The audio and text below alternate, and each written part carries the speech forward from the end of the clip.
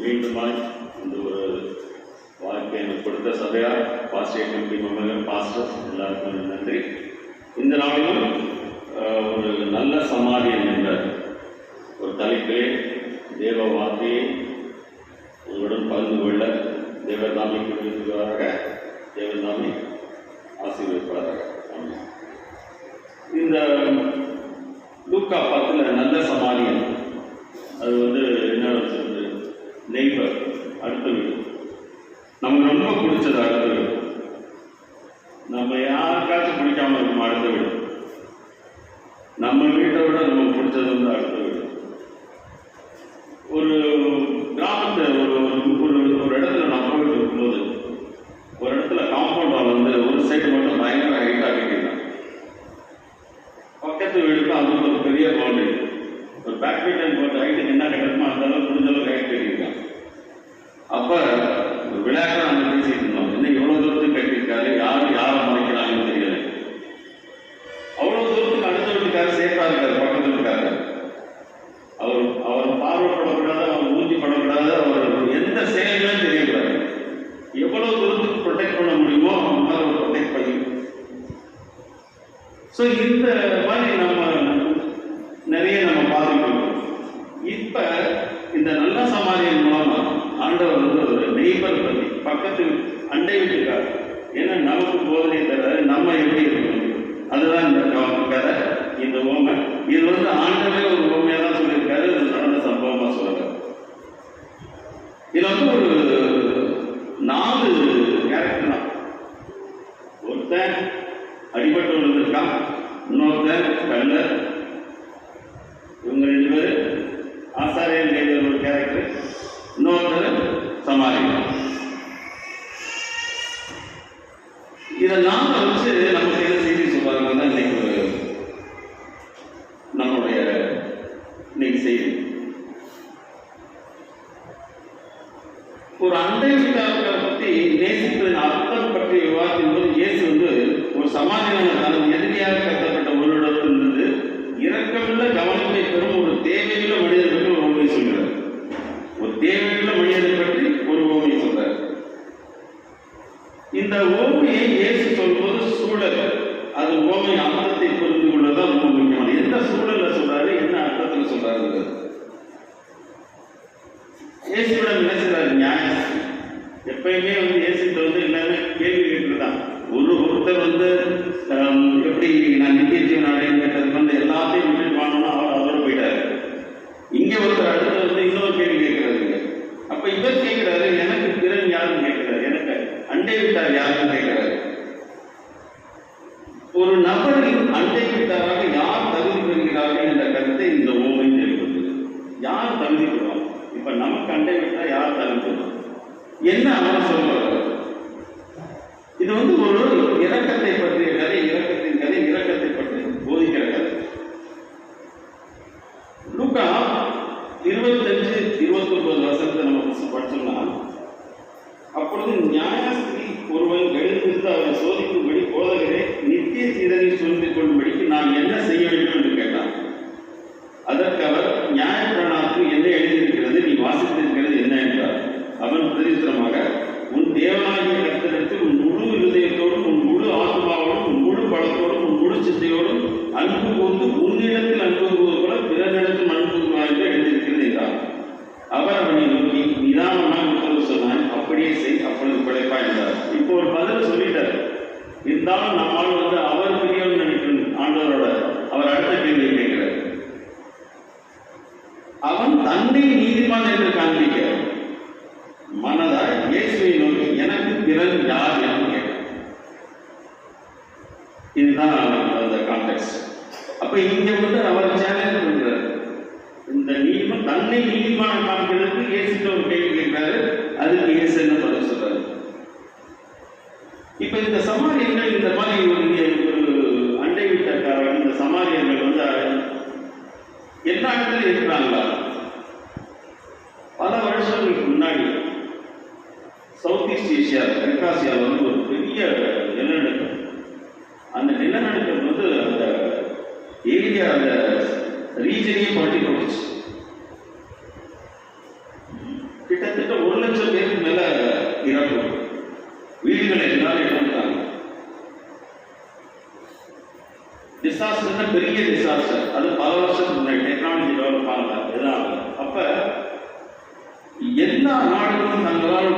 ஓரளவுக்கு அங்கே வந்து நிவாரண பொருட்கள் அனுப்புறது, குழுக்கள் அனுப்புறது. இல்லை இந்த கிறிஸ்டியன் மிஷினரிஸ் வந்து அவங்க மிஷினரி வந்து எடுத்து தொண்டு செய்யறதுக்கு அந்த ஏரியாவில் நிறைய போய் அவங்களும் தொண்டு செஞ்சுருக்காங்க. அப்ப அந்த இடத்துல ஒரு நல்ல சமாளியம் இருக்காரு. இந்த தொண்டு ஊழியர்கள் எத்தனை பேர் இருந்தாலும் அதில் ஒரு குறிப்பிட்ட ஊழியக்காரர் என்ன செய்யறாரு, அவர் வந்து ஒரு வாஞ்சியோட இருக்காரு. இந்த தொண்டு செய்யறத நான் எப்படி ஆண்டவருக்கு கடன் பண்ண போறேன். அப்ப அவர் அப்படியே போயிட்டு இருக்கும்போது ஒரு ரிமோட் ஏரியா போறாரு, ஒரு சின்ன குடிசைக்கு போறாரு. அந்த குடிசையில பார்த்தா ஒரு இடம் தாய் வீட்டில் அவங்களும் பிள்ளைங்க மட்டும் தான் இருக்காங்க. அந்த தாய்க்கு வந்து காசம். அந்த ஊர்ல இருக்க சின்ன மருத்துவர் பார்க்கிறாரு, அவர் குவாலிஃபிகேஷன் இல்லாத மருத்துவர், ஏதோ ஒன்று பண்றாரு. இந்த நோய்க்கு வந்து இந்த தாய்க்கு வந்து காசு நோய், அவங்களால வந்து ரொம்ப கஷ்டப்படுறாங்க. அப்ப இந்த ஊழியக்காரரை பார்த்துட்டு எப்படியாச்சும் உங்களுக்கு உதவணும். அந்த மருத்துவருக்கு தெரியுது அவரால் ஒன்றும் பண்ண முடியல, சுற்றி இருக்கவங்களுக்கு தெரியுது அவங்களால எதுவும் பண்ண முடியல. அப்ப இவர் பார்த்துட்டு என்ன செய்யறாரு, அவங்களுக்கு இவரால் முடிஞ்சதை பண்ணணும்னு சொல்லிட்டு அவங்களுடைய கிறிஸ்டியன் மிஷினரியில் இருக்கிற அந்த தலைமைச் செயலருக்கு ஒரு விண்ணப்பம் வைக்கிறார். இந்த மாதிரி எனக்கு ஒருத்தர் இருக்காங்க, நான் வந்து உதவி செய்யணும், அவங்களை மீட் பண்ணணும். நியரஸ்ட் கிறிஸ்டியன் ஹாஸ்பிட்டலுக்கு எப்படியோ கொண்டு சேர்ந்தாரு. அவங்க வந்து அன்றாடம் சாப்பாட்டுக்கே கஷ்டப்படுவாங்க.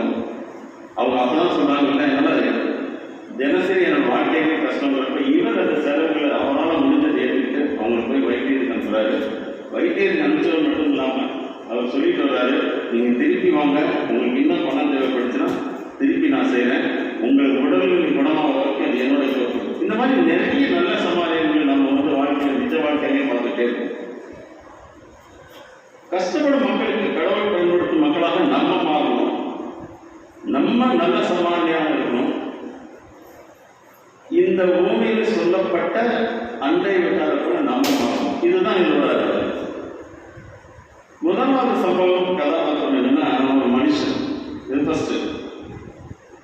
அந்த மனுஷன் எடுத்தா எரிகோவிலிருந்து எருசலேமிலிருந்து எரிகோவுக்கு இதுதான். இப்ப இந்த மனுஷன் தான் காயப்படும். லூக்கா 10:30 கதை ஆரம்பிக்கிறது. இயேசு பிரதியுத்தரமாக, ஒரு மனுஷன் எருசலேமிலிருந்து எரிகோவுக்கு போகிய கல்லர் கையில் அகப்பட்டான். அவர்கள் அவன் வஸ்திரங்களை உடுத்துக் கொண்டு அவனை காயப்படுத்தி குற்றூராய் விட்டு போனார்கள். அவனை அடிச்சு அவனை வந்து எதுக்கு அடித்தாங்கன்னு தெரியாது, கல்லர்களை மாட்டினேன். நான் விலை உள்ள பொருட்கள் வச்சிருக்கலாம், அவனோட துணிகள் எல்லாத்தையுமே வச்சுட்டு அவனை ஒரு குற்றுயிரா அங்க போட்டுட்டு போயிட்டாங்க. சரி, இந்த மனுஷனுக்கு காயப்பட்டு கிடக்கலாம். இப்ப இந்த மனுஷனை நம்மளை எப்படி ஒண்ணு கேட்டுக்கிறது?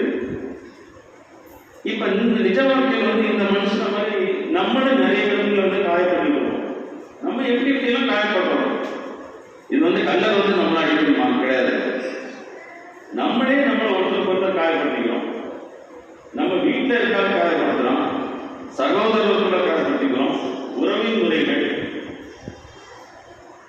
அண்டை வீட்டார், அலுவலகங்கள், நம்ம குடும்ப சூழ்நிலை,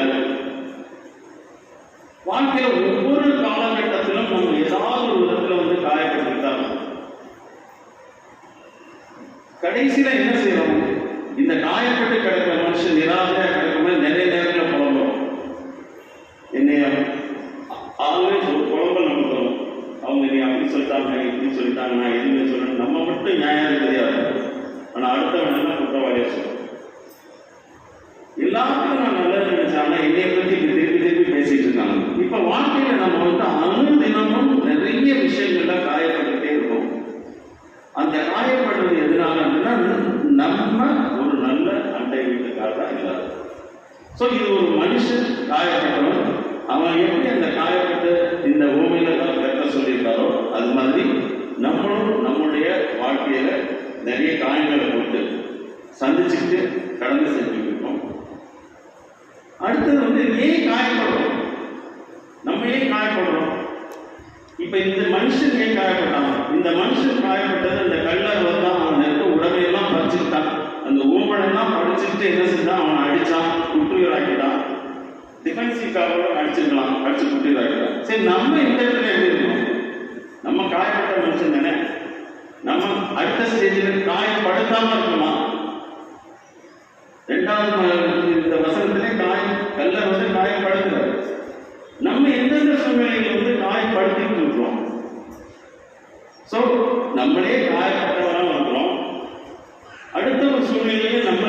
காயப்படுத்துறவர் தான். இப்ப இந்த காயப்படுத்துறவர் நம்ம இருக்கும்போது பார்த்தீங்கன்னு வச்சுக்கோங்க, நமக்கு நம்ம செய்யறது நியாயமாக இருக்கு. நம்ம யாரை காயப்படுத்தணும்னு நமக்கு தெரியாது. இந்த கல்லருக்கு அவங்க செஞ்சதுக்கு சரியா தப்பானே தெரியாது.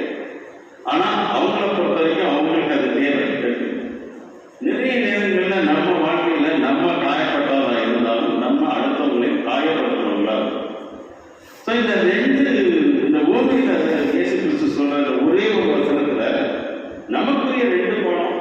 நமக்கு என்ன, நம்ம காயப்படுறவங்களாம் இருக்கணும், காயப்படுத்துறவங்களாம். சரி, இந்த ரெண்டையுமே யாரும் பண்ணிக்க போறாங்க? அவர் தான் பண்ணிக்க போறாரு. அப்ப காயப்படுத்துறவங்க நம்ம தான், காயப்பட்டு நம்ம தான். சரி, இந்த காயப்படுத்தி இருக்கோம். இது ஃபர்ஸ்ட் உங்களுக்கு சொல்லிட்டாரு. சரி, நமக்கு யாராவது உதவி செய்யறாங்களா? மூன்றாவது சம்பவம் தான். நமக்கு யாராவது உதவி செய்யறாங்களா? 31, 32 பார்த்தீங்கன்னா, அப்பொழுது தற்செயலாக ஒரு ஆசாரியன் அந்த வழியை அவனை கண்டு பக்கமாக விலகி போனான். ஆசாரியன் வர்றாரு, பார்க்கிறாரு, அப்படியே விலகி போயிட்டாரு.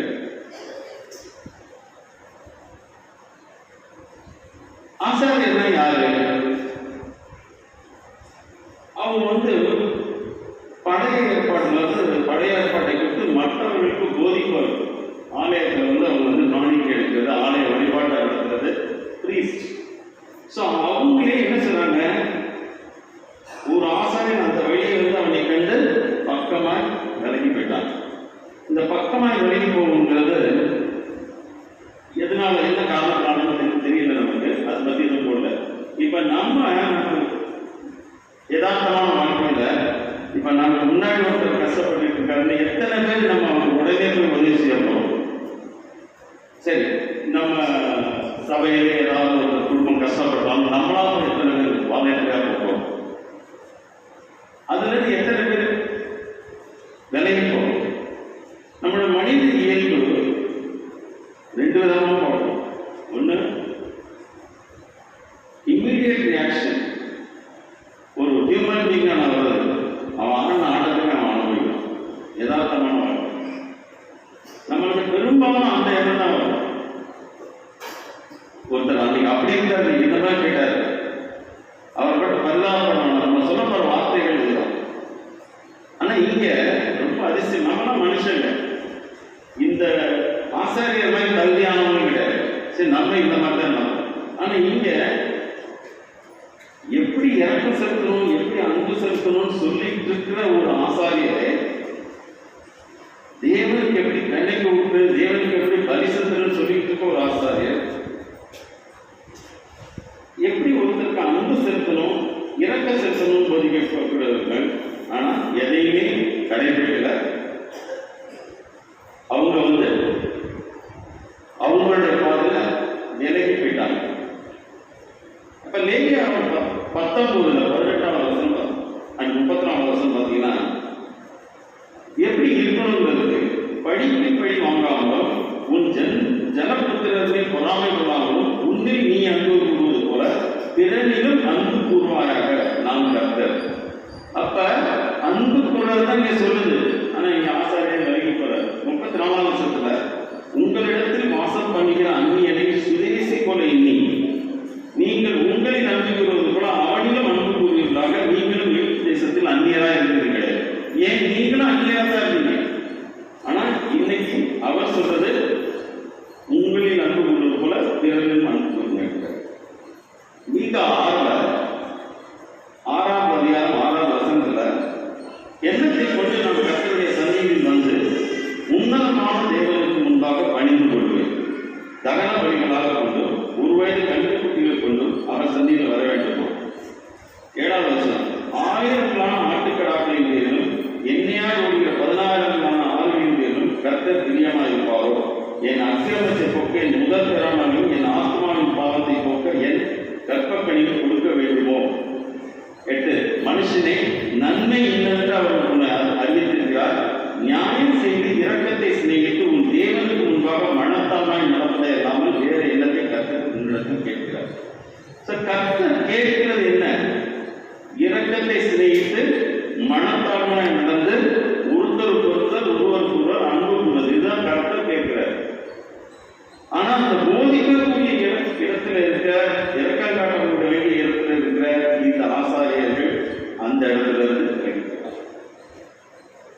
இவர் போயிட்டார். அடுத்த வசனம், அந்தபடியே ஒரு லேவியன் அந்த இடத்துக்கு வந்து அவனை கண்டு பக்கமாக வெளியே போனான். ஒரு லேவியன் வர்றாரு. இந்த லேவியன் யாரு? ஆசாரியர்கள் ஹெல்ப் பண்றவங்க, கூட இருக்கிறவங்க, அவங்க கீழே உதவி செய்யறவங்க, அவங்களும் தேவாலயத்தில் பணி செய்யறாங்க. இந்த ஆசாரியர் என்ன கடைபிடிக்கிறாங்களோ அதை அவங்களும் கடைபிடிக்கிறாங்க. இரக்கத்தையும் அன்பையும் போதிக்கணும், காணிக்கையும் உதவுவது, ஆலயத்தில் உதவுவது எல்லாமே பண்றாங்க. ஆண்டவருடைய போதனை கேட்டு அதுபடி நடக்க ஒரு சூழ்நிலை. இந்த இடத்துல இந்த காணப்பட்ட மனுஷன் வந்து இயேசு வந்து என்ன சொல்றாரு, ஒரு யூதரை காண்கிறார். ஆனால் அவர் சொந்த மக்கள் இந்த ஆசாரியரும் லேவியரும் புறக்கணிக்கிறார். அவங்களுக்கு உதவி செய்ய மறுக்கிறார். இந்த ரெண்டு வழிபோக்கர்களும் சாதாரண நம்மள வழிபோக்கராக இருந்தால் பரவாயில்ல, அவங்க போதகர்கள். இந்த முன்மாதிரியான தலைவர்கள் எல்லாமே என்ன செய்யறாங்க, அந்த வழிபோக்களுக்கு மனிதனுக்கு தேவையான பராமரிப்பு வழங்க தவறுகிறார்கள். சரி, இந்த தவறுகள் வந்து அவங்க வேதத்தின் சட்டப்படி அவர்களுக்கு எதுக்காச்சும் ஆதாரம் இருக்கா? தவறலாம்னு பார்த்தீங்கன்னா இல்லை. அவங்க அந்த கட்டளை தான் செய்யணும். நீக்காக சொன்ன மாதிரி அவங்க அந்த கட்டளை செய்யணும். ஆனால் அவங்க அதை தவறுறாங்க. அவங்க சரியானதை செய்ய தவறி விடுகிறார்கள். இப்ப நல்ல சமாரியன் இயேசு உண்மை இவங்கெல்லாம் அண்டை விட்டாரா? இப்போ கடந்து போனவங்களாம் அண்டை விட்டாரா இருப்பாங்களா? இல்ல அண்டை விட்டாரோட குவாலிஃபிகேஷன் வச்சிருப்பாங்களா? அந்த குணநலங்கள் வச்சிருப்பாங்க? பார்த்தா இல்லை.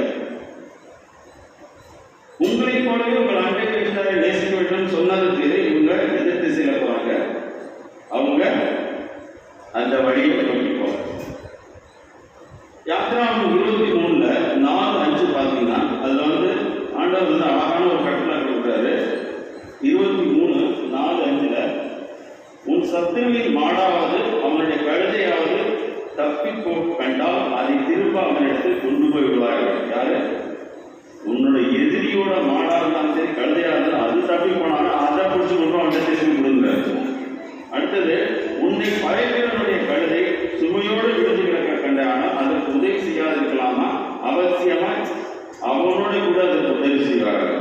இது அடுத்தது, அவன் எடுத்து போற கழுதை தவறு விழுந்துருந்தாலும் நீ அவனோட போய் அதை தூக்கி விடு. இப்படி ஒரு விலங்குகளுக்கு எதிரி வச்சிருக்க உங்களுடைய விரோதம் செய்த விலங்கு அவர் வச்சிருக்க விலங்குகளுக்கு உங்களை அன்பு செலுத்தும் போது சொல்லும் போது ஆண்டவர் நமக்கு எதாவது கற்பிக்கிறார். நம்ம மனுஷர்கள் ஒருவருக்கொருவர் அன்பாயிருக்கும். ஆனா நம்ம அந்த அன்பாய் இருக்கிறது இல்லை. இது வரைக்கும் இந்த 3 சம்பவங்களும் இதுதான் நமக்கு சுட்டி காட்டுது. காயப்பட்டு கிடைக்கிறோம், காயப்படுத்தவும் செய்வோம். அடுத்து ஆசாரியரும் லேவியரும் அவங்க கடமையை தவிர போறாங்க. அவங்க பிராக்டிஸ் பண்றது தீவிரம் இருக்கிறாங்க. ஒரு கேமரன் ராபர்ட்ஸ் சொல்லி ஒரு 20 பேர் சட்டக்கல்லூரி மாணவன் நியூயார்க். அவன் வந்து ரொம்ப ஒரு மேற்கட்ட குடிமகன், பெரிய ஹை சொசைட்டி வந்த பையன். அவன் வந்து ஒரு நாள் அவன் காலேஜுக்கு கிளம்பி வரான், கிக்கா வரான். அவன் யூஸ்வலாக ட்ரெயினில் போகிற பழக்கம். ஸோ அந்த சுரங்கப்பாதையில் இறங்கி நடந்து வரான். சுரங்கப்பாதையில் இறங்கி நடந்து போது தற்செயலாக அந்த படியில் ஒரு தவறி தவறுது கீழே விழுகிறான். கீழே விழுந்த கொஞ்ச நேரத்தில் அவனுக்கு எந்த வந்து பிட்ஸ் வந்து அவனால் கண்ட்ரோலே பண்ண முடியல. வலிப்பு வந்துருந்து. அந்த வலிப்பு வந்தோன்னா அவன் வந்து என்ன செய்யறான், தள்ளி அவனுக்கு என்ன செய்யறான், பிளாட்ஃபார்ம்லேருந்து அப்படி ஓரமாக போயிடலாம். கொஞ்சம் தவறுனானா தண்டவாளத்தில் விழுகிற ஸ்டேஜ். ரயிலுக்காக எத்தனையோ பேர் வெயிட் பண்ணிட்டு இருக்காங்க. அந்த டைமில் வர்றதுக்காக எத்தனையோ பேர் வெயிட் பண்ணிட்டு இருக்காங்க. எல்லாருமே விட்னஸாக இருக்காங்க. அதில் பார்த்துட்டு இருக்கிறதுல நிறைய பேர் இந்த சம்பவம் பண்ணியிருக்க பார்த்தோன்னே அதை பார்க்க அவங்களுக்கு வந்து ரொம்ப கஷ்டப்பட்டு கண்களை பண்ணி அந்த தெரிவிக்கிறாங்க. இன்னும் கொஞ்சம் பேர் அப்படியே டிஸ்டன்ஸ் தள்ளி அந்த பக்கம் போயிடலாம். இவன் மட்டும் துடிச்சிட்டு இருக்கான். இந்த வலிப்புறுவில் விழாமல் துடிச்சிட்டு இருக்கான். இன்னொரு கும்பல் இப்படி ஒரு சம்பவம் நடக்கிறதே அவங்க கவனிக்கல. அவங்க வேற வேலையில் பிஸியாக இருக்காங்க. அவங்களுடைய அடுத்த அலுவலகம் என்ன, எவ்வளோ நேரம் அங்கே போகணும், என்ன வேலை பார்க்கணும், அதில் அவங்க பிஸியாக இருக்காங்க. இப்ப இவன் என்ன செய்யறான், இந்த வலிப்பு வந்தவன் வந்து பையன் கொஞ்சம் பேலன்ஸ் பண்ணி எந்திரிக்க ட்ரை பண்றான். இது உண்மை சொல்றான், நடந்த சம்பவம். எந்திரிக்க ட்ரை பண்றான். எந்திரிக்க ட்ரை பண்ணும்போது அவனுக்கு திருப்பி பிடிச்சு வந்துருச்சு.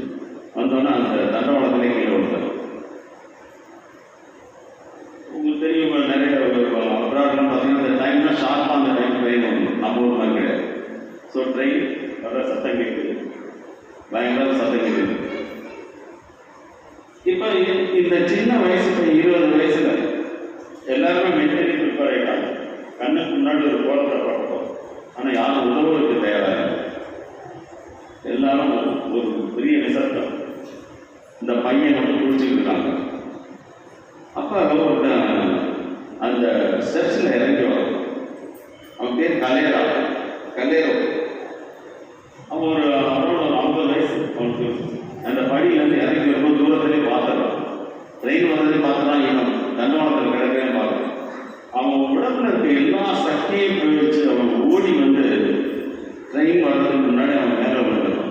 இந்த வலிப்பு வந்தவன் மேலே விழுந்து அவனை வந்து அப்படியே உடம்போட கட்டி எந்த போர்ஸ் அவனை தூக்குன்னு தெரியாது. அப்படி கொண்டு போய் பிளாட்ஃபார்ம் வைக்கிறான். ஜம்ப் பண்ணி பிளாட்ஃபார்மில் போட்டு படுறான். இது வந்து நடந்த ஒரு பெரிய மிராக்கிள். இதை எங்கிருந்து கலைஞர் அந்த நேரத்தில் வந்தான். இத்தனை பேர் இருந்து யாரும் காப்பாற்ற முடியல. அந்த நேரத்தில் அவன் ஒரு பெரிய நல்ல சமாளியன், ஆண்டவரால் அனுப்பப்பட்டவன். அவன் யார் கடைசியில் பார்த்தா மிகவும் அனுபவத்தக்கவன். மெக்சிகோ நாட்டை சேர்ந்த ஒரு கூலி தொழிலாளர், கட்டிட வேலை செய்கிற கூலி தொழிலாளர். அவர் வந்து இப்போ யூஎஸ்ல நிறைய பேர் பார்த்துருக்கீங்க, எல்லாமே அன்ஆத்தரைஸ்ட் என்ட்ரி. அவன் வந்து மெக்சிகோவில் இருக்கிறவங்களாம் அப்படிதான் வந்து. ஸோ அவன்கிட்ட எந்த ஆவணமும் கிடையாது அந்த நாட்டில் இருக்கிறதுக்கு. அவன் தினக்கூலிஸ் போகிறாரு. அந்த ஆள் வந்து ஆண்டவர் ஒரு பெரிய அர்த்தம் அவரை வச்சு செஞ்சார். அவன் வந்து உயிர் காப்பாற்றப்படுது. அப்போ அவரை வச்சு கேட்குறாங்க, எப்படி இதை உங்களுக்கு செய்ய தோணுச்சுன்னு கேட்குறாங்க. அவன் சொல்கிறான், எனக்கு இது செய்யணும்னு தோணலை. எனக்கு மனசு எனக்கு தோணுது எல்லாமே ஒரு உதவி தேவைப்படுற ஒருத்தருக்கு நான் போகணும், அவ்வளோதான். நான் எதை பற்றி கவலைப்படல, என்னை பற்றி கவலைப்படல. என்னை ஆண்டவர் பார்த்துக்கிறார். ஒருத்தர் உதவிக்காக பிடிக்கிறாரு, நான் அங்கே போய் போகணும்.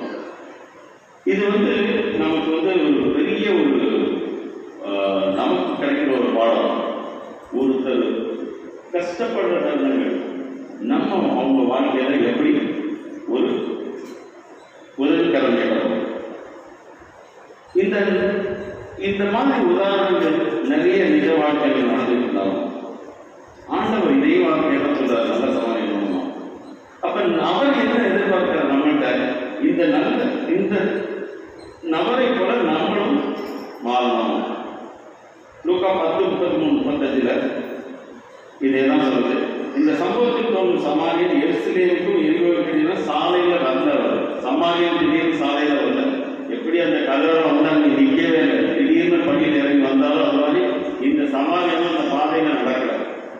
யூதர்களுக்கும் சமாரியனுக்கும் எப்பயுமே வெறுப்பு தான், விரோதம் தான். இந்த சமாரியனை பயன்படுத்துறதுக்கு இயேசு கிறிஸ்து ஒரு சமாரியனை பயன்படுத்துறாருன்னா அவர் வந்து ஒரு பெரிய பவர்ஃபுல் ஓமையாக இருக்கிறார்.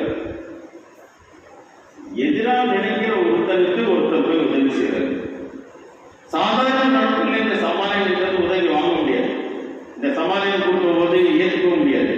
ஆனால் ஒரு இக்கட்டான சூழ்நிலை யார் உதவி பண்றா, எதிரியா இருந்தாலும் பார்க்காம சமாளியத்தை உதவி செய்யலாம்.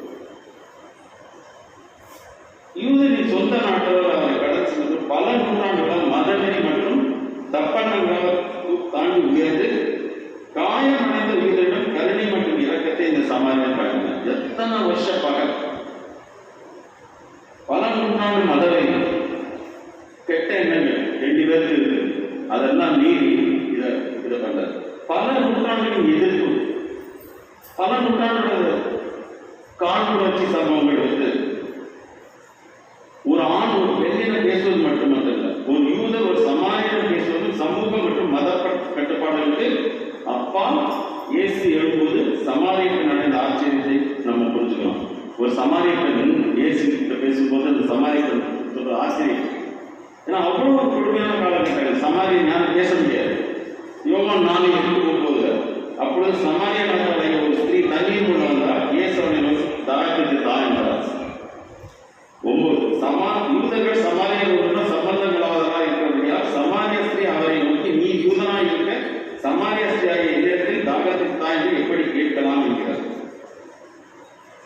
தண்ணியே எப்படி நீங்க கேட்குறீங்க, நான் சமாரிய ஸ்திரீ, நீங்க யூதர் எப்படி கேட்குறீங்க அப்படிங்கிற ஒரு காலகட்டம். அப்ப இந்த மாதிரி இருக்கிற ஒரு கேரக்டரை எடுத்து ஒரு ஓமைக்கு நமக்கு சொல்றாருன்னா அந்த ஓமையோட அர்த்தம் இவ்வளவு விரோதிகளா இருக்கிற ஒருத்தர் தான் இங்க நல்ல சமாளினா உங்களை காக்க வருகிறது. அப்ப நம்ம எப்படி நம்முடைய குழந்தைகளை இந்த 33-35 சமாரியன் ஒரு பிரயாணமாக அவனை வந்து மனதுதான். அவன் பிரயாணமா வரான், எங்க போறான்னு தெரியல, திடீர்னு உள்ள வரான்.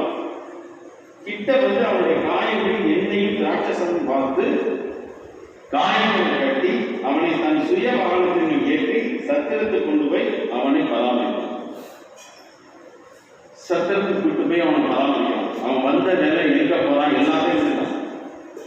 மறுநாளிலே நான் புறப்படும் போது 2 பணத்தை எடுத்து சத்திரத்தான் கையில் கொடுத்து, நீ இவனை விசாரித்துக்கொள், அதிகமா ஏதாவது நான் திருப்பி வரும்போது தரேன்னு சொல்லிட்டு போறாரு.